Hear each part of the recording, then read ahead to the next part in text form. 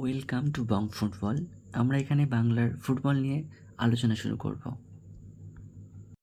আমরা সকলেই জানি যে ডুরান্ড কাপের ডার্বিটা ক্যান্সেল করা হয়, আর তার জন্যে ইস্ট মোহন জনতা আজকে তুমুল ঝড় বৃষ্টির মাঝেও বাইপাসে এক টুকরো জমি ছাড় দেয়নি এবং তারা আরজিকারের যে কেসটা সেটা নিয়ে প্রতিবাদ জানিয়েছে। ইস্টমোহন জনতা দেখিয়ে দিয়েছে তাদের মধ্যে যেমন যুদ্ধ রয়েছে খেলা নিয়ে, ঠিক তেমন তারা একতা হলে কতটা প্রভাব ফেলতে পারে প্রশাসনের উপরে।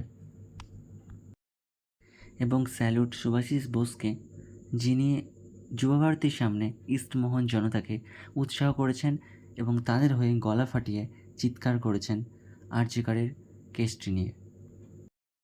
আশা করি এই প্রতিবাদ মিছিলের ব্যাপারে সবাই জেনে গিয়েছেন। এখন আমরা চলে যাব মোহনবাগান ভার্সেস পাঞ্জাব ম্যাচ প্রিপেয়ারের জন্য। আমরা সকলেই জানি যে ডুরান্ড কাপের কোয়ার্টার ফাইনাল ম্যাচটি 22 তারিখ থেকে সরিয়ে 23 তারিখে বিকাল 4টের সময় করা হয়েছে এবং এই ম্যাচের দুই দলের সম্ভাব্য লাইন আপ কেমন হতে পারে আমরা সেই নিয়ে বিস্তারিত আলোচনা করব এই ভিডিওতে। জোসে মলিনা যেহেতু 3-5-2 ফরমেশনে খেলাচ্ছে, তো আমরা সেটা ধরেই লাইন আপ সাজাবো। গোলকিপার হিসেবে অবশ্যই শুরু করবে বিশাল কাইট এবং ডিফেন্সে দুজন ফরেন সেন্টার ব্যাক নিয়ে শুরু করতে পারে টম অ্যালড্রেড ও আলবার্টো রড্রিগেজ, এবং বাঁ দিক থেকে সুভাশিস বোস।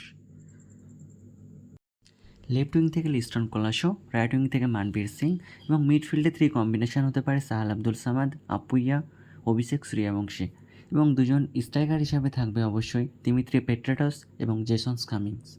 এবার আমরা চলে যাব পাঞ্জাব এফসির সম্ভাব্য লাইন আপ নিয়ে। স্ক্রিনে আপনারা দেখতেই পারছেন পাঞ্জাব এফসির সম্ভাব্য লাইন আপ। এটাই হতে পারে দুই দলের সম্ভাব্য একাদশ এবং দুই দলের কোয়ার্টার ফাইনাল ম্যাচ জামশেদপুরে হবে।